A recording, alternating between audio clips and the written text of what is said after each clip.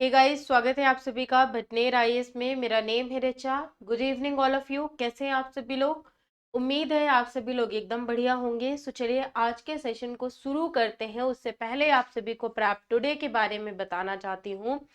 Prep today एक ऐसा platform है जहां पर आप सभी को एसएससी एग्जाम से रिलेटेड वीडियोस मिल जाएंगे। तो यहाँ पर आप सभी को डेली मैथ्स की videos, reasoning, English and current affair से रिलेटेड वीडियोस मिल जाते हैं। तो एसएससी एग्जाम्स की अगर आप प्रिपरेशन करते हैं या आपके कोई भी आसपास वाला बंदा या आपके यार दोस्त रिश्तेदार कोई भी करते हैं तो उनको प्रैप टुडे के बारे में बताइए। प्लस आप सभी के लिए कोर्सेस हमारे भटनेर आईएएस में डल ही रहे हैं। प्लस आप सभी ऐप भी डाउनलोड कर लीजिएगा क्योंकि जल्द ही सारी की सारी पीडीएफ जो है वो भटनेर आईएएस के ऐप में साइंस एंड टेक्नोलॉजी के डल जाएंगी, तो वहां से आप डाउनलोड कर सकते हैं। उससे पहले भी आई होप आपने और कोर्सेज भटनेर आईएएस के ऐप पर देखे होंगे तो आप परिचित होंगे। और अगर मेरे ही कोर्स चालू कर रहे हैं तो कोई बात नहीं, आप जाइए प्ले स्टोर में डाउनलोड करिए भटनेर आईएएस ऐप, अपना नंबर डालिए, लॉगिन करिए, अपनी जो भी इंफॉर्मेशन है वो डालिए, आपका ऐप ओपन हो जाएगा। स्टडी मटेरियल में जाइए, आपको सारा मटेरियल मिल जाएगा, वीडियो लेक्चर्स मिल जाएंगे। तो भटनेर आईएएस को एक्सप्लोर करना मत भूलिएगा। IRNSS सिस्टम के बारे में देखें उससे पहले IRS सिस्टम के बारे में देखते हैं। सो चलिए, थोड़ी सी पीपीटी इसकी नहीं बनी हुई है एंड उसके आगे IRNSS सिस्टम की बनी हुई है, तो चलिए देख लेते हैं। पहले देखते हैं आईआरएस सिस्टम के बारे में कि एक्चुअल में आईआरएस सिस्टम होता क्या है। इसे बोला जाता है हिंदी में भारतीय सुदूर संवेदी उपग्रह प्रणाली। क्या बोलते हैं? भारतीय सुदूर संवेदी उपग्रह प्रणाली। बेसिकली ये एक तरीके का सिस्टम है। अगर हम देखते हैं कि इंडिया के जो ज्यादातर नागरिक है वो सुदूर संवेदी उपग्रह के क्षेत्र में अगर हम बात करें तो हमारा जो सिस्टम है वो वर्ल्ड के काफी जो विकसित देश है उनमें से हमारा भी एक आईआरएस सिस्टम है। इंडिया में जो भारतीय सुदूर संवेदी उपग्रह प्रणाली की शुरुआत जो है वो 1998 में की गई थी। किससे की गई थी? IRS-1A से शुरुआत जो है वो इंडिया में की गई थी। IRS-1A के प्रमोशन के साथ शुरुआत की गई थी। प्रेजेंट टाइम में अगर हम बात करते हैं कि प्रेजेंट टाइम में कितने हमारे पास IRS सिस्टम है, तो प्रेजेंट टाइम में 16 है। इसमें से जो पहला टाइप है वो है कार्टो सैटेलाइट। कार्टो सैटेलाइट, अगर कार्टो सैटेलाइट में हम देखते हैं तो रीसेट 1, रीसेट 2 इस तरीके से है, तो इसे reset 1, reset 2, reset 2A, reset 2B, reset 2D, reset 2C, reset 2D, reset 2E। इस तरीके के जो है वो टोटल 7, यानी अगर कार्टो सैटेलाइट की बात करते हैं तो हमारे पास 7 है। एंड उसके अलावा रिसोर्स सैटेलाइट है। रिसोर्स सैटेलाइट 1 हो गया, 2 हो गया एंड 2A। ये बेसिकली 3 जो है वो हमारे पास रिसोर्स सैटेलाइट है। उसके बाद नेक्स्ट आ जाता है ओशन सैटेलाइट। थर्ड टाइप के जो सैटेलाइट है वो ओशन सैटेलाइट है। बेसिकली ओशन सैटेलाइट जो है वो 2 है, यानी ओशन सैटेलाइट में जो है वो IRS-2 नाम से है। बाद फोर्थ टाइप जो है वो SAT सैटेलाइट हो गया, यानी IRS-1 हो गया। के बाद RI सैटेलाइट है। ये जो है ये बेसिकली RI सैटेलाइट जो है ये एक्टिव रिमोट सेंसिंग सैटेलाइट है। बेसिकली RI जो है ये कौन सा सैटेलाइट है? एक्टिव रिमोट सेंसिंग सैटेलाइट है। इसमें IRS-2 हो गया एंड IRS-1 हो गया। IRS-2 को 2009 में शुरू किया गया था एंड इसे जो है वो 2011 में शुरू किया गया था। उसके बाद नेक्स्ट टाइप का जो है वो मेघा ट्रॉपिक्स है। मेघा ट्रॉपिक्स एक है एंड सरल। ये जो है मेघा ट्रॉपिक्स एंड सरल सैटेलाइट जो है ये भी एक है। तो बेसिकली ये जो है ये अध्ययन के लिए, मेगा ट्रॉपिक्स एंड सरल जो है ये बेसिकली अध्ययन के लिए यूज किया जाता है। RI सैटेलाइट जो है ये एक्टिव रिमोट सेंसिंग सैटेलाइट है। And carto satellite, resource satellite, ocean satellite and SCA satellite जो है ये सभी पैसिव रिमोट सेंसिंग सैटेलाइट है। एक्टिव और पैसिव में मैं ऑलरेडी आप सभी को डिफरेंस बता चुकी हूँ कि active satellite, active remote sensing satellite क्या होते हैं and passive remote sensing satellite क्या होते हैं। अब अगर हम बात करें कार्टो सैटेलाइट के कि एक्चुअल में ये सैटेलाइट होते क्या हैं, तो कार्टो सैटेलाइट का अगर बात करते हैं तो इसका प्रयोग जो है वो किसके लिए किया जाता है, शहरी एवं ग्रामीण अवसंरचनाओं का जो विकास हो रहा है उनके मानचित्रण के लिए, यानी उनका मैप हासिल करने के लिए कि किस प्रकार से प्रयोग हो रहा है, किस प्रकार से डेवलपमेंट हो रहा है, सही तरीके से डेवलपमेंट्स हो रहे हैं या नहीं हो रहे हैं, तो उनके लिए बेसिकली कार्टो सैटेलाइट का प्रयोग किया जाता है। तो कार्टो सैटेलाइट में आप क्या लिख सकते हैं अपने नोट्स में, शहरी और ग्रामीण विकास और मानचित्रण के लिए बेसिकली कार्टो सैटेलाइट का प्रयोग किया जाता है। इसमें से कुछ जो मेन सैटेलाइट्स हैं उनके बारे में मैं बता देती हूँ, प्लस रिसोर्स सैटेलाइट, इनके बारे में अपनी नोटबुक में आप लिख लीजिएगा। इनका प्रयोग जो है बेसिकली रिसोर्स सैटेलाइट का खेती के लिए, भूमि के लिए, जन संसाधनों के लिए, जंगल या फिर जो मैदानी इलाके हैं या फिर कोई भी जो प्राकृतिक संसाधन है जो हमें ऑलरेडी, वो संसाधन जो हमें ऑलरेडी नेचर के द्वारा प्रदान किए गए हैं उनको सिक्योर करने के लिए जो है वो रिसोर्स सैटेलाइट का प्रयोग किया जाता है। साथ ही रिसोर्स सैटेलाइट का प्रयोग हर साल जो है वो फसलों का मूल्यांकन करने के लिए एंड वार्षिक वन सर्वेक्षण के लिए भी किया जाता है। तो इसका प्रयोग जो है वो किसमें कृषि में, भूमि में, लिखते जाइए इसे, जल संसाधन, जंगल, मैदानी इलाकों, अन्य प्राकृतिक संसाधनों, बेसिकली इनका प्रयोग जो है। उसके बाद अलावा ओशन सैटेलाइट एंड एससीए जो सैटेलाइट होती हैं इनको कंबाइन करके हम देख सकते हैं। इनका प्रयोग जो है बेसिकली जो भी समुद्री इलाके और जो तटीय क्षेत्र होते हैं उनमें जो भी संसाधन होते हैं उन संसाधनों का प्रबंधन करने के लिए, मानचित्रण करने के लिए और सर्वेक्षण करने के लिए किया जाता है। बेसिकली ओशन सेट और एससीएटी सैटेलाइट का जो सबसे बढ़िया प्रयोग है वो चक्रवात और खराब मौसम से संबंधित पूर्व जो है, अगर मान लीजिए कि बहुत बार ऐसा होता है कि आप न्यूज़ सुनते हैं कि आज जो है मौसम खराब होने की संभावना है, या अब बहुत सारे इलाके ऐसे होते हैं जहाँ पर न्यूज़ में दिया जाता है कि चक्रवात आने की संभावना है, खराब मौसम होने की संभावना है, पहले ही हमारे मौसम वैज्ञानिकों के द्वारा जो है वो चेतावनी दी जाती है। तो वो किन सैटेलाइट्स के द्वारा दी जाती है, कौन सी सैटेलाइट्स होती हैं जो ये पता लगाती हैं, वो होती हैं ocean satellite and SCA satellite. तो ocean satellite and SCA satellite जो है ये क्या है, चक्रवात और खराब मौसम। उसके बाद नेक्स्ट होता है रीसेट सैटेलाइट। रीसेट यानी कि radar imaging satellite. Radar imaging satellite ये क्या होते हैं, बेसिकली ये क्या कार्य करते हैं, जो भी इंडिया का सक्रिय सुदूर संवेदी उपग्रह जो है वो रीसेट जो है वो बेसिकली इंडिया का एक सक्रिय और सुदूर संवेदी उपग्रह जो कि एसएआर एंड एमडब्ल्यू पर आधारित होता है। इनका प्रयोग जो है, जो खरीफ फसलें होती है ना उनके मूल्यांकन के लिए और बाढ़ क्षति मूल्यांकन के लिए किया जाता है।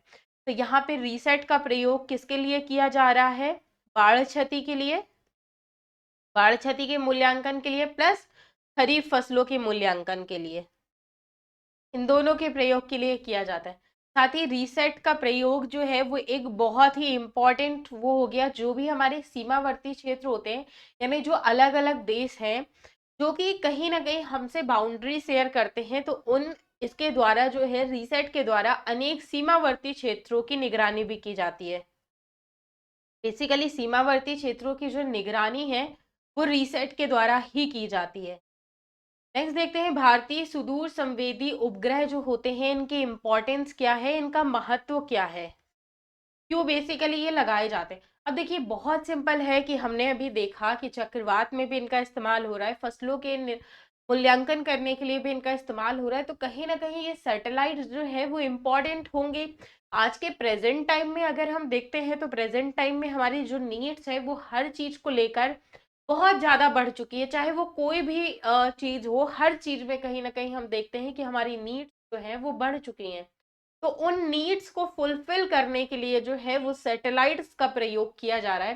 क्योंकि आज के प्रेजेंट टाइम में अगर कहा जाए कि रोटी कपड़ा और मकान जो है सिर्फ वो इंसान की नीड्स नहीं फुलफिल कर रहा है, सिर्फ इंसान के लिए आज के टाइम में सिर्फ वही जरूरतें नहीं रह गई हैं, और भी बहुत सारी जरूरतें हैं जो बेसिक नीड बन चुकी हैं। आज आप अभी प्रेजेंट टाइम में कोविड का दौर, अब फिर से केसेस जो है वो काफी ज्यादा हमें बढ़ते हुए देखने को मिल रहे हैं। खैर इंडिया में तो अभी बहुत ज्यादा मामले नहीं आ रहे हैं, बट कहीं ना कहीं आपको भी पता है कि अदर देश जो है, अदर कंट्रीज जो है उनमें मामले हमें काफी ज्यादा देखने को मिल रहे हैं। तो सतर्कता आपको इंडिया में भी बरतनी चाहिए। इसकी दो चीजें हो सकती हैं, या नेचुरली अब केसेस ना आ रहे हो, अगर नेचुरली केसेस नहीं आ रहे हैं तो बहुत बढ़िया बात है। लेकिन फिर भी अब वो टाइम आ गया है कि अगेन अभी भी आप सड़कों में देखिए ना, लोगों में इसके प्रति भय ही नहीं, कोविड के प्रति। अब लोगों ने ना इसे अपनी लाइफ स्टाइल का हिस्सा टाइप मान लिया है कि ठीक है मास्क लगाना है। बहुत सारे लोगों का मास्क तो आप देख लीजिए कि इस कदर पुराना हो चुका है कि कोविड भी यानी कोरोना वायरस भी देख के शर्मा जाए। तो उसे टाइम टू टाइम जैसे अपना मास्क बदलते रहना चाहिए। अब आप फिर से आपको प्रिकॉशंस लेने चालू कर लेने चाहिए। बाहर जाइए तो आप सोशल डिस्टेंसिंग का पालन करिए। मार्केट्स वगैरह अगर ज़रूरत नहीं है बहुत ज़्यादा तो आप कम कर लीजिए। तो मान लीजिए कि अगर घर में 2 जोड़ी कपड़े पहनने के हैं, उसके अलावा 3 जोड़ी भी नहीं है, तो भी कोई दिक्कत नहीं है। वैसे भी सर्दियों का मौसम चल रहा है, 1-2 दिन नहीं भी नहाएँगे तो कोई इतनी बड़ी प्रॉब्लम वाली बात नहीं है। तो अब अगेन सोशल डिस्टेंसिंग मेंटेन करना चालू कर दीजिए।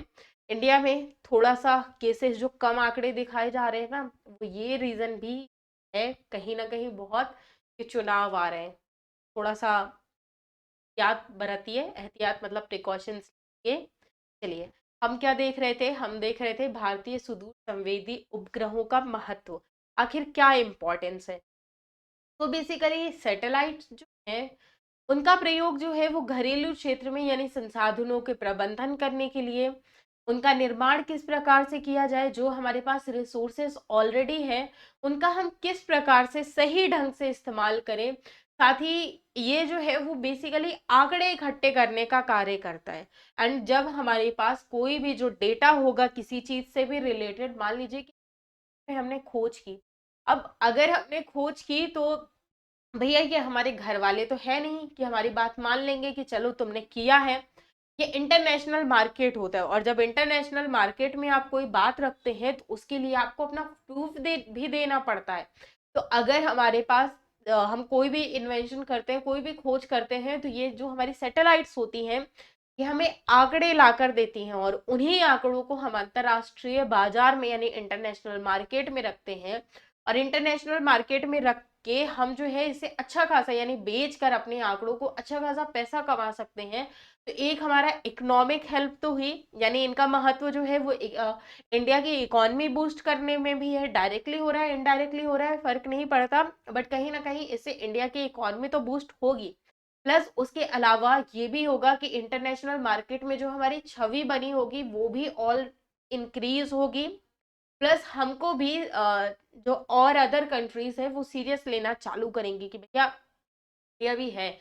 आज कहीं ना कहीं आपने जब आईआर पढ़ा होगा या नहीं पढ़ा होगा तो कोई बात नहीं, आईआर में कहा जाता है कि कहीं ना कहीं जो बोला जा रहा है ना, इंडिया भी सुपर पावर बनने की ओर अग्रसर है। तो सेम वैसे ही अब कहीं ना कहीं अब अगर हम देखते हैं कि ये जो आंकड़े बेचे जाएंगे इंटरनेशनल मार्केट में रखे जाएंगे तो पैसे तो कमाएंगे ही, लेकिन कहीं ना कहीं हमारा एक कद जो है वो थोड़ा सा और इंक्रीज होगा। प्लस इनका महत्व ये भी होता है कि किसी भी क्षेत्र विशेष में यानी पर्टिकुलर एरिया में उसकी मैपिंग कर सकते हैं। तो क्षेत्र विशेष में मान लीजिए कि इंडिया में ही मध्य प्रदेश का ही कोई एक शहर है, या कोई एक शहर का पर्टिकुलर एरिया है, उसकी भी मैपिंग कर सकते हैं। तो क्षेत्र विशेष का विस्तृत मानचित्रण, साथ ही में इनके द्वारा फसलों के स्वास्थ्य और पैदावारों का भी आकलन किया जा सकता है कि कृषि का कि कितनी पैदावार हो रही है, कितनी नहीं हो रही है। उसके अलावा जो बंजर और जो लवणीय भूमि होते हैं, यानी जिसमें जो लवणीय भूमि है उनकी पहचान की जा सकती है। और इन्हीं आंकड़ों के, जब हमारे पास किसी चीज के आंकड़े होते हैं, किसी चीज का प्रूफ होता है, तो लोग हमारी बात जल्दी मानते हैं। तो इन्हीं आंकड़ों की मदद से हम ग्रामीण और शहरी विकास से संबंधित जो योजनाएं हैं, क्योंकि हमें बातें पता होंगी, हमें ये पता होगा कि हम इस चीज की हेल्प जो है वो किस तरीके से कर सकते हैं, तो उसके लिए जो है वो हम कार्य करना चालू करेंगे, उससे संबंधित योजनाएं बनाना चालू करेंगे। और लोगों को सुविधाएं जो है वो अच्छी सुविधाएं प्रदान की जा सकती है, लोगों के लिए हेल्प की जा सकती है। साथ ही इनके द्वारा जो है वो जैविक संपदा, पर्यावरण सुरक्षा, जलवायु परिवर्तन संबंधी जो जलवायु परिवर्तन संबंधी अध्ययन होते हैं वो किए जाते हैं। साथ ही इन्हीं आंकड़ों का प्रयोग जो है वो महासागरीय पारिस्थितिकी तंत्र, महासागरीय जो जैव विविधता होती है तो उनका अध्ययन किया जा सकता है, यानी महासागरीय महासागरीय जैव विविधता का अध्ययन किया जा सकता है। उसके अलावा आईआरएस प्रणाली के द्वारा, इंडियन रिमोट सेंसिंग सिस्टम, तो इसके द्वारा, आईएस प्रणाली के द्वारा सूखा, बाढ़, हिमपात, चक्रवात, ये ना इस तरीके की ये जो प्रॉब्लम्स होती हैं, सूखा हो गया, बाढ़ वगैरह हो गया, हिमपात हो गया, भूस्खलन हो गया, ये सारी आप प्राकृतिक आपदाएं होती हैं। तो अगर किसी चीज का आकलन हम पहले ही कर लेंगे तो कहीं ना कहीं आप ये मानिए कि उनका सॉल्यूशन भी हम ढूंढ सकते हैं ना। अब उसके बाद इनका महत्व जो है वो आईआरएस सिस्टम वगैरह का हमने देख लिया। अब उसके बाद नेक्स्ट टाइप जो हमें देखना है वो आईआरएनएसएस से पहले जो है वो सैटेलाइट कम्युनिकेशन के बारे में देखना है। चलिए पेज खाली है, यहाँ पे देख लेते हैं कि सैटेलाइट कम्युनिकेशन क्या होता है, फिर उसके बाद पहुंचेंगे वहां पे। Satellite communication, satellite communication system क्या होता है? बेसिकली सैटेलाइट कम्युनिकेशन सिस्टम के बारे में बात करें तो जो है ये एक प्रकार का इनसेट सिस्टम जो है ये 1983 में स्टार्ट किया गया, जो कि इसका उद्देश्य जो रखा गया था वो बहुउद्देशीय रखा गया था, यानी अलग अलग उद्देश्य रखे गए थे। बेसिकली संचार उपग्रहों को जो है वो मुख्य रूप से भूस्थैतिक कक्षा में स्थापित किया जाता है। उसमें उसे जो है वो पेलोड के रूप में ट्रांसपॉन्डर का प्रयोग किया जाता है। ट्रांसपॉन्डर हम ऑलरेडी पढ़ चुके हैं कि ट्रांसपॉन्डर क्या होते हैं। तो जो संचार उपग्रह होते हैं, जो सैटेलाइट कम्युनिकेशन है, तो सैटेलाइट कम्युनिकेशन का मुख्य रूप से जो है वो किसमें स्थापित किया जाता है? भूस्थैतिक कक्षा। भूस्थैतिक कक्षा के बारे में हम ऑलरेडी पढ़ चुके हैं। इनमें जो है उसमें पेलोड के रूप में किसका प्रयोग किया जाता है? ट्रांसपॉन्डर का। बेसिकली जो पेलोड होते हैं उनमें ट्रांसपॉन्डर का। और अगर हम ट्रांसपॉन्डर के बारे में देखें कि ट्रांसपॉन्डर बेसिकली कितने टाइप के होते हैं, तो ट्रांसपॉन्डर के बारे में, ट्रांसपॉन्डर हम पढ़ चुके हैं, जैसे कि ट्रांसपॉन्डर में एस बैंड ट्रांसपॉन्डर हो गया, सी बैंड ट्रांसपॉन्डर हो गया, कू बैंड ट्रांसपॉन्डर हो गया एंड के ए बैंड ट्रांसपॉन्डर हो गया। तो अब चलिए मैं लिख के ही बता देती हूँ। वैसे तो ऑलरेडी हम इनके बारे में एक बार देख चुके हैं, बट कोई बात नहीं, एक बार और बता देती हूँ, क्योंकि अब इसमें बार बार मैं नाम लूंगी, अगर जिसको जिसको नहीं याद होगा तो आप सोचेंगे बाप ये कहाँ से आ गया। एस बॉन्ड ट्रांसपॉन्डर हो गया, ये जो है बेसिकली ये 2 गीगाहर्ट्ज से 4 गीगाहर्ट्ज तक होता है। के बाद सी बैंड ट्रांसपॉन्डर होता है। सी बैंड ट्रांसपॉन्डर जो है वो 4 गीगाहर्ट्ज से कितना 8 गीगाहर्ट्ज तक होता है। उसके बाद नेक्स्ट टाइप जो होता है वो होता है कू बैंड। कू बैंड ट्रांसपॉन्डर, ये जो है ये 12 गीगाहर्ट्ज से कितना होता है? 18 गीगाहर्ट्ज तक होता है। उसके बाद एक नेक्स्ट जो फोर्थ टाइप होता है के ए बैंड। ये जो है बेसिकली के ए बैंड ट्रांसपॉन्डर, ये 26.5 गीगाहर्ट्ज से लेकर 40 गीगाहर्ट्ज तक होता है। संचार उपग्रहों के लिए जो है वो भारत मुख्य रूप से किसका किसका प्रयोग करता है? C band and Ku band का प्रयोग करता है। ठीक है। अगर हम बात करें S band and C band के बारे में, तो एस बैंड और सी बैंड का प्रयोग ज्यादातर मोबाइल संचार सेवा और इंटरनेट सेवाओं के लिए, जो आप इंटरनेट सेवाएं देखते हैं ना, जिस माध्यम से, इंटरनेट के माध्यम से ही आप हमारी क्लास देख पा रहे हैं ना, तो उनमें कौन सा basically S band transponder and C band transponder होता है, उनका प्रयोग किया जाता है इंटरनेट सेवाओं के लिए और मोबाइल संचार सेवाओं के लिए। इसके लिए जो है वो एक, जो है वो बड़े प्रकार का जो एंटीना होता है उसका प्रयोग किया जाता है, जबकि जो कू बैंड होता है उसका प्रयोग डीटीएच और वी सेट, यानी जो वेरी स्मॉल अपर्चर टर्मिनल होता है उसके लिए। डीटीएच सिस्टम घर में जो आप टीवी वगैरह है ना आपके, जो डीटीएच सिस्टम है ना, तो उसमें बेसिकली जो है वो कू बैंड ट्रांसपॉन्डर का प्रयोग किया जाता है, जिसके लिए जो है वो छोटे टाइप के एंटीना का आवश्यकता होता है। वहीं आपने सोचा होगा के ए बैंड का, तो आप मैम ने यूज बताया ही नहीं। तो इसका जो है के ए बैंड ट्रांसपॉन्डर का इस्तेमाल जो है वो ज्यादातर अध्ययन और अनुसंधान के क्षेत्र में किया जाता है, संचार के क्षेत्र में, यानी कम्युनिकेशन सैटेलाइट के रूप में या सैटेलाइट कम्युनिकेशन के रूप में के ए बैंड ट्रांसपॉन्डर का इस्तेमाल जो है वो कम ही देखने को मिलता है या काफी ज्यादा सीमित है। इसका दायरा बहुत ज्यादा के ए बैंड ट्रांसपॉन्डर का नहीं है। वही सूक्ष्म तरंग और जो रेडियो तरंग आवृत्तियों का आवंटन जो है वो आईटीओ, यानी अंतरराष्ट्रीय दूर संचार संघ के द्वारा किया जाता है, जो अलग अलग जो सेवा क्षेत्र होते हैं उनमें आवृत्तियों के उपयोग से संबंधित होता है। अब देखते हैं इंडिया का संचार उपग्रह कार्यक्रम। चलिए देखते हैं कि भारत का संचार उपग्रह कार्यक्रम क्या है। इसकी शुरुआत जो है वो कब की गई थी? 1983 में की गई थी। किससे की गई थी? तो बेसिकली इनसेट 1B प्रमोशन के साथ इसकी शुरुआत की गई थी।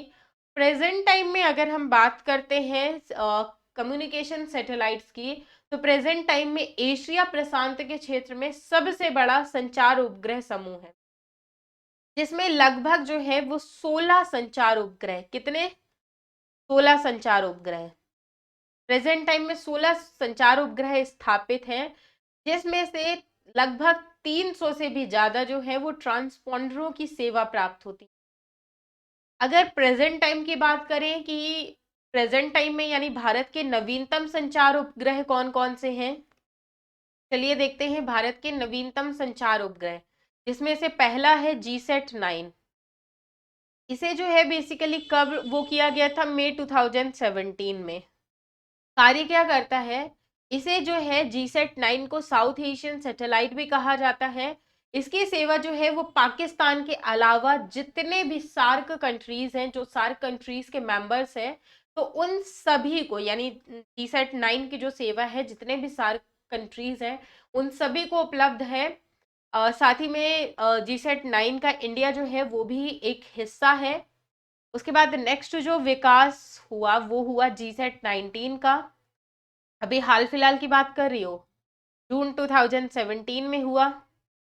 ये जो है ये बेसिकली GSLV मैक 3 के द्वारा प्रमोचित पहला उपग्रह है, जिसमें के यू बॉन्ड ट्रांसपॉन्डर का प्रयोग किया गया था। उसके अलावा के यू बैंड ट्रांसपॉन्डर के साथ साथ इसमें के ए बैंड ट्रांसपॉन्डर का भी प्रयोग किया गया था। तो यहाँ पे याद रखने लायक एक इम्पॉर्टेंट बात यह है कि इसे जो है वो GSLV मैक 3 के द्वारा लॉन्च किया गया था। उसके बाद नेक्स्ट जो है वो है GSAT-17। इसे जून 2017 में लॉन्च किया गया था। ये जो है ये एक बेसिकली सामान्य संचार उपग्रह है, जिसमें S band and C band transponders का प्रयोग किया गया है। इसे किस लिए GSAT-17 को लॉन्च करने का पर्पस क्या था? तो इसमें जो है वो राहत एवं बचाव कार्य से संबंधित जो भी उपकरण होते हैं वो सभी GSAT-17 में लगाए गए हैं। इनका प्रमोशन जो है वो फ्रांस के रॉकेट एरेन 5 से किया गया था।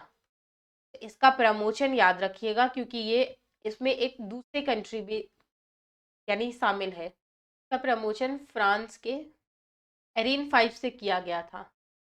उसके बाद अलावा इनसेट और जीसेट प्रणाली का महत्व क्या क्या है वो देख लेते हैं। तो भारत में जो दूर संचार का यानी जो कम्युनिकेशन सैटेलाइट है इनका प्रयोग तो हो ही रहा है। तो इनसेट जो बेसिकली यानी सैटेलाइट कम्युनिकेशन सिस्टम्स हैं। तो दूर संचार में इन्होंने जो है वो उपग्रह प्रणाली में एक अपनी इम्पोर्टेंट भूमिका निभाई है, क्योंकि संचार उपग्रहों का प्रयोग मोबाइल, इंटरनेट, डीटीएच जैसे जो आज के लाइफ में डेली लाइफ का हमारे रूटीन बन चुके हैं, हिस्सा बन चुके हैं, जो कि कहीं ना कहीं सभी लोग प्रयोग करते हैं इनसेट एंड जी सेट का। तो ये जो एक जनसंपर्क का माध्यम है, क्योंकि कहीं न कहीं आज के प्रेज़ेंट टाइम में हम इंटरनेट का प्रयोग, मोबाइल का प्रयोग, अगर मान लीजिए कि चलो आपके पास मोबाइल भी है, इंटरनेट नहीं है या इंटरनेट नहीं है, इस तरीके के सिस्टम होते तो आप जनसंपर्क ईज़िली नहीं कर सकते थे ना। उपग्रह संचार संग्रहण यानी जो लाइव रिपोर्टिंग, जो रिपोर्टर्स होते हैं, कोई भी घटना घटित हो जाती है तो उसकी लाइव रिपोर्टिंग करते हैं, तो उनका जो सीधा प्रसारण हो पाता है वो इनसेट और जीसैट के कारण ही संभव हो पाया है। साथ ही संचार उपग्रहों पर जो है बहुत सारी जो जन सेवाएं हो गई जो लोगों को मिलती हैं। साथ ही में दूरस्थ शिक्षा और दूरस्थ चिकित्सा जो है, यानी कैसे दूरस्थ शिक्षा, आप अपने घर में बैठे हैं, मैं अपने घर में बैठी हूँ और मैं आपको अपने ही घर से बैठे बैठे पढ़ा रही हूँ किसी एक माध्यम के द्वारा। यानी मेरे पास बहुत कुछ नहीं है, सिर्फ एक लैपटॉप है, एक वाईफाई सिस्टम है, मेरे पास एक पेन टैब है, उसी के द्वारा जो है वो मैं आपको पढ़ा रही हूँ। तो वो एक सिस्टम है ना, ऑनलाइन एक माध्यम है, एक माध्यम प्रदान किया गया ना, तभी आप दूरस्थ शिक्षा प्रदान कर पा रहे हैं। अदरवाइज आप आज एक किसी भी एमपी के छोटे से गांव से, यूपी के छोटे से गांव से हो सकते हैं जहां बहुत सारी सर्विसेज नहीं है, लेकिन आपके पास मोबाइल है, डेटा है, आप घर बैठ के पढ़ाई कर सकते हैं। अब आपको बड़े बड़ी जगह जाके बड़े बड़े संस्थान ज्वाइन करने की कोई आवश्यकता नहीं है, आपको अपने माँ बाप का पैसा एक्स्ट्रा कोई वेस्ट करने की आवश्यकता नहीं है। आपको घर बैठे जो है वो सुविधाएं मिल रही हैं। वो किस कारण से मिल रही हैं? वो इनसेट और जी सेट के कारण मिल रही हैं। वहीं दूरस्थ चिकित्सा, अब बहुत सारे ऐसे ऐप आ गए हैं जिसमें आप घर बैठे डॉक्टर से कंसल्ट कर सकते हैं। बहुत बार ऐसी होती है कि हमें हमें कोई छोटी सी प्रॉब्लम हो जाती है, और क्योंकि इंडिया वाले तो अपने डॉक्टर खुद ही होते हैं, छोटी मोटी बीमारी के लिए तो वो डॉक्टर के पास जाते ही नहीं है। बुखार आया, उन्होंने पैरासिटामोल लेकर खा ली, अपना इलाज जो है वो खुद ही कर लिया। और बहुत बार ऐसी होती है कि हम ऑनलाइन कंसल्ट ले लेते हैं, वो दूरस्थ चिकित्सा हो गई।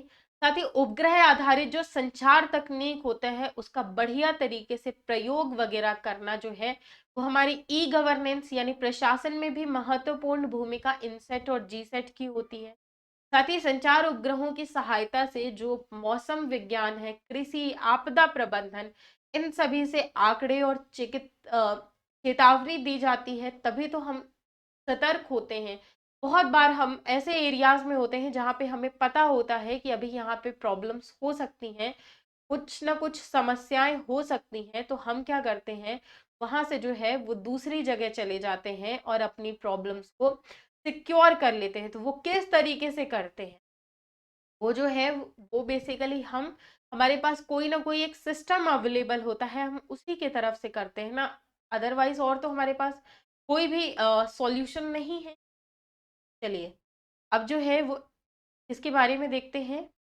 बेसिकली अब हमें भारतीय क्षेत्रीय नौवहन उपग्रह प्रणाली के बारे में देखना है, यानी Indian regional navigation satellite system, IRNSS।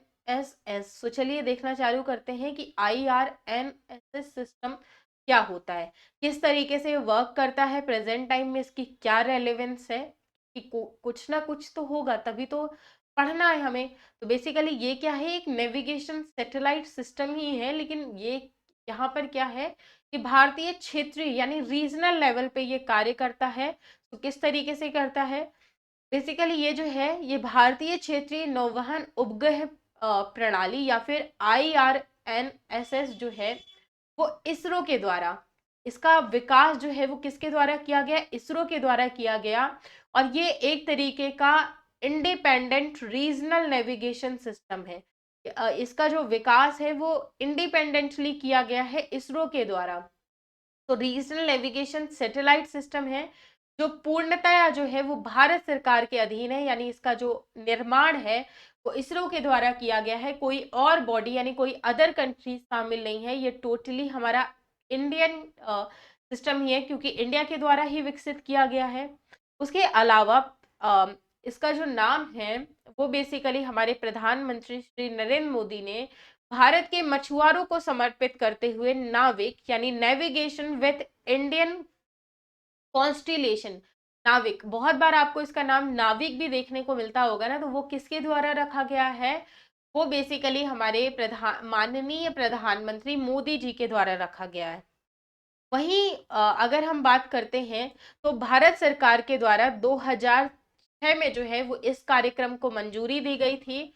और अब तक जो है वो अगर हम बात करते हैं जो हमारे पास डाटा अवेलेबल है, तो इस प्रणाली का उपयोग किए जाने वाले 9 उपग्रहों में से 3 जो है वो जियो स्टेशनरी और जियो सिंक्रोनस ऑर्बिट में है, जबकि 2 जो है वो सब्सटीट्यूट के रूप में रखा गया है। जब हम कोई भी कार्य करते हैं तो किसी चीज को हम सब्सटीट्यूट के रूप में रख लेते हैं ना, तो बेसिकली इनको जो है वो सब्सटीट्यूट के रूप में रख लिया गया है। इनका जो कार्य इनसे जो कार्य लिया जाता है वो किस रूप में? एक सब्सटीट्यूट के रूप में रखा जाता है। वही सभी उपग्रह जो है वो 2 प्रकार के होते हैं, यानी पेलोड नेविग जो सभी उपग्रह हैं ये 2 प्रकार के, यानी पेलोड जो है वो नेविगेशन पेलोड और रेंजिंग पेलोड वहन करते हैं। IRNS यानी जो Indian regional navigation satellite system है, ये 2 प्रकार के पेलोड वहन वहन करते हैं। एक नेविगेशन पेलोड होते हैं और एक रेंजिंग पेलोड होते हैं। नेविगेशन पेलोड क्या कार्य करता है? नेविगेशन सेवाओं के लिए जो भी उपयोगकर्ता सिग्नल होते हैं उनको ट्रांसमिट करता है, और साथ ही ये L5 बैंड और S बैंड पर भी कार्य करता है। वहीं अगर हम बात करते हैं ये अत्यधिक सटीक यानी रूबीडियम जो है ये एक परमाणु घड़ी भी है जो कि नेविगेशन पेलोड का ही एक भाग है। आपने रूबीडियम वॉच के बारे में सुना होगा, अगर नहीं सुना है तो जान लीजिए कि रूबीडियम वॉच जो है ये एक प्रकार की परमाणु घड़ी होती है जो कि नेविगेशन पेलोड का ही एक पार्ट होती है।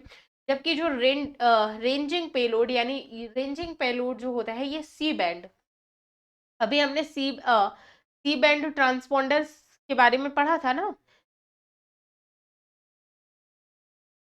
तो बेसिकली ये जो है ये सी बैंड ट्रांसपोंडर वहन करता है जो कि सैटेलाइट की रेंज का निर्धारण करने में सहायक होते हैं। अभी जो IRNS है ये भारत के उपग्रह पर आधारित नौवहन प्रणाली होती है। भारत की जो मुख्य भूमि है और भारत की जो मुख्य भूमि की सीमा तक, यानी जो भी इंडिया की जो सीमाएं हैं उसमें लगभग जो है वो 1500 किलोमीटर की दूरी तक नौवहन संकेत उपलब्ध करवा सकता है।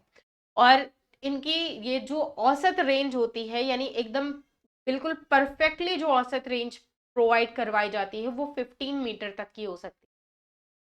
बेसिकली ये जो है ये 2 प्रकार की सेवाएं प्रदान करता है। एक होता है SPS यानी कि स्टैंडर्ड पोजीशनिंग सिग्नल। ये बेसिकली जो है ये किसके लिए प्रयोग किए जाते हैं? ये सामान्य नागरिक और वाणिज्यिक उपयोग होते हैं, उनके प्रयोग के लिए जो है वो SPS का प्रयोग किया जाता है। उसके बाद RS होता है यानी रिस्ट्रिक्टेड सर्विस, इसे PPS भी बोला जाता है, यानी प्रिसाइज पोजीशनिंग सिग्नल, परिशुद्ध सीमित सेवा भी इसे बोला जाता है। इसे जो है केवल मान्यता प्राप्त उपयोगकर्ताओं को ही उपलब्ध करवाया जाता है जिनको ऑलरेडी परमिशन हासिल है, जिनके पास मान्यताएं हैं, उनको ही इस्तेमाल के लिए जो है वो बेसिकली प्रदान किया जाता है। उसके अलावा इसके प्रयोग क्या है यानी इसकी प्रासंगिकता क्या है? तो applications and relevance of IRNS system के अगर हम एप्लीकेशंस और रेलेवेंस की बात करते हैं तो ये नेविगेशन के क्षेत्र में भारत को आत्मनिर्भर बनाएगा। जो नेविगेशन का क्षेत्र होता है, नेविगेशन सिस्टम, अभी मैं आपको नेविगेशन सिस्टम भी बता दूंगी कि बेसिकली नेविगेशन सिस्टम क्या होता है। तो अगर हम नेविगेशन के क्षेत्र में देखते हैं तो इसका कवर क्षेत्र जो है वो मुख्य भूमि से लगभग 1500 किलोमीटर दूरी तक है, जबकि इस सार्क देशों तक इसका विस्तार है, यानी जो सार्क कंट्रीज, तो जो NSS सिस्टम है उसका जो विस्तार हमें देखने को मिलता है वो सार्क कंट्रीज तक देखने को मिलता है। और इस रूप में यह जो है वो सार्क देशों को एक साथ लाने का भी कार्य करता है क्योंकि इसका विस्तार हमें वहां तक देखने को। इसका जो प्रथम उपग्रह था वो IRNSS 1A का एटॉमिक क्लॉक विफल हो जाने के कारण जो है अब प्रेजेंट टाइम में ये सेवा में नहीं है, लेकिन इसको बाद में कुछ टाइम बाद फिर से प्रतिस्थापना के रूप में, अभी कुछ टाइम पहले ही IRNSS 1H को जो है वो प्रमोचित किया गया। लेकिन बेसिकली ये जो है ये पहुंचा, लेकिन हीट शील्ड से जो है ये अपने अलग नहीं हो पाया, जो हीट शील्ड है उससे अलग नहीं हो पाया, और जिस कारण जो है ये भी अपने ऑर्बिट में नहीं पहुंच पाया। जीपीएस पर निर्भरता के कारण जो है, अब देखिए यहाँ पर हुआ क्या कि हमारी जो पहले निर्भरता हुआ करती थी वो हमारे जीपीएस पर निर्भरता हुआ करती थी। तो जीपीएस पे निर्भरता के कारण ही युद्ध आदि के समय जो भी संवेदनशील क्षेत्र होते थे वो बाधित हो जाते थे। जैसा कि 1999 में जो कारगिल का युद्ध हुआ था उसके टाइम पीरियड में यही हुआ था। और जब 1999 में हमने कारगिल की प्रॉब्लम फेस की तो उसके बाद हमने सोचा कि अब हम अपना खुद का सिस्टम बनाएंगे, और फिर तभी जो है वो हमने IRNSS जो है वो अपना स्टार्ट किया, बनाना स्टार्ट किया। और इसीलिए जो है वो भारत का अपना स्वयं का जो है वो नेविगेशन तंत्र उस समय पे ये डिसाइड किया गया कि इंडिया जो है वो अपना खुद का IRNSS सिस्टम बनाएगी, ताकि अगर किसी भी तरीके की इन फ्यूचर किसी भी प्रकार की कोई भी प्रॉब्लम आए तो इंडिया खुद उसे टैकल कर सके, किसी दूसरे पर डिपेंडेंट ना रहने पड़े। क्योंकि ये जो जीपीएस सिस्टम था ये अमेरिका का था जिससे हम कार्य लेते थे। साथ ही अगर हम देखते हैं कि उसके अलावा जैसे ही वाहनों पर नजर रखने के लिए और बेड़ा प्रबंधन यानी फ्लीट मैनेजमेंट में भी सहायक होते हैं। सटीक समय निर्धारण में भी, एग्जैक्ट अगर किसी भी चीज का समय निर्धारण करना है तो उसमें भी ये उपयोग होता है। एंड किसी भी चीज का डेटा, अगर हमें भूगणितीय डाटा इकट्ठा करना है, मानचित्रण करना है किसी भी चीज का, तो उसमें भी इसका प्रयोग होता है। आपदा प्रबंधन में भी प्रयोग किया जाता है। एंड पर्यटकों के लिए जो नेविगेशन सिस्टम होता है तो उसमें भी नेविगेशन सिस्टम का प्रयोग जो है वो किया जाता है। उसके अलावा नेक्स्ट आ जाता है गगन यानी जीपीएस एडेड ऑगमेंटेड नेविगेशन। तो इस आज की क्लास को जो है वो हम यहीं खत्म करते हैं। बेसिकली IRNS, कल की क्लास में IRNS सिस्टम का हम महत्व देखेंगे। चलिए, महत्व मैं ऑलरेडी बता ही देती हूँ, यहाँ पर क्यों डिसकंटिन्यू करें, क्योंकि कल की क्लास में हम गगन के बारे में पढ़ेंगे। तो इसका महत्व देख लेते हैं। बेसिकली IR के बाद पहले मैं आपको नेविगेशन सिस्टम बता दूंगी एंड फिर उसके बाद हम गगन के बारे में बात करेंगे। कोई व्यक्ति नहीं है, ज्यादा इंटरेस्ट लेकर मत आइएगा कि अच्छा गगन नाम का कोई लड़का होगा, मैम किसी लड़के के बारे में डिस्कशन करने वाली है, तो ऐसा नहीं होगा। चलिए, तो इसका उद्देश्य जो है वो बेसिकली युद्ध के लिए जो है भारत के किसी भी जो नौवहन प्रणाली है, तो कोई भी जो अदर कंट्रीज के जो नेविगेशन सिस्टम है उस पर इंडिया ना डिपेंडेंट रहे, इसीलिए अपना एक खुद का IRNS सिस्टम विकसित किया गया। और इसके द्वारा जो है वो भारत उपग्रह नौवहन जो है वो अपना इकट्ठा कर सके, ताकि कभी भी कोई भी फ्यूचर में अगर युद्ध की स्थिति पनपे इंडिया उसे सही तरीके से टैकल कर सके। साथ ही IRNSS के जो है वो नागरिक प्रयोग से भी परिवहन क्षेत्र में छोटे और सुगम मार्गों को अपनाना संभव हो जाएगा। और इससे हम कहीं भी जाते हैं तो हमें जो टाइम कम टाइम में पहुंचा जाएगा, और जब कम टाइम में पहुंचा जाएगा तो ऑब्वियसली ईंधन की बचत तो होगी ही। साथ ही IRNSS का प्रयोग जो है वो सुदूर पर्यटन स्थलों के लिए भी किया जाएगा, जिसमें इसकी भी जो है वो लोकप्रियता बढ़ेगी। और एक सबसे बढ़िया कार्य जो है वो इसका लिया जाएगा कि इससे जो है वो शुद्ध मानचित्रण और समय एकदम एग्जैक्ट टाइम पीरियड का आकलन जो है वो किया जा सके। तो कल 2 मिनट में नेविगेशन सिस्टम जान लेंगे कि नेविगेशन सिस्टम क्या होता है, फिर गगन के बारे में डिस्कस करेंगे। तो आज की क्लास को यहीं तक रखते हैं, मिलेंगे आपसे नेक्स्ट सेशन में। Thank you so much, bye bye सभी को।